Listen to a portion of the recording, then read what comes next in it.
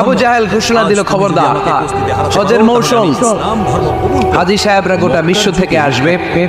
আমার দলের কর্মীরা, তোরা যেটা করবি সেটা হচ্ছে হাজীদের কাছে যে বলবি মক্কায় নতুন এক পাগল আসছে, নতুন এক জাদুকর আসছে, নাম মুহাম্মদ।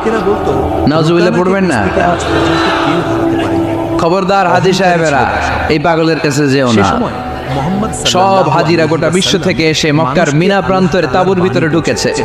আর আবু জাহেলের টিম মেম্বাররা সব তাঁবুর ভিতরে উকি মাইরা কয়, খবরদার, নতুন পাগল এসে। সবাই কয়, নাম কি? কয় মুহাম্মদ। নতুন পাগল এসেছে, নাম মুহাম্মদ। নতুন জাদুকর এসেছে, তার নাম মুহাম্মদ। খবরদার, তার কাছে যেও না, তার কথা শোনো না, শুনলে তোমরাও পাগল হয়ে যাবা, তোমরাও পাগল হয়ে যাবা। সে এত বড় জাদুকর, মুহাম্মদ সাল্লাল্লাহু আলাইহি ওয়াসাল্লাম এত বড় জাদুকর। চারপাশে লোকেরা জড়ো হলো। তার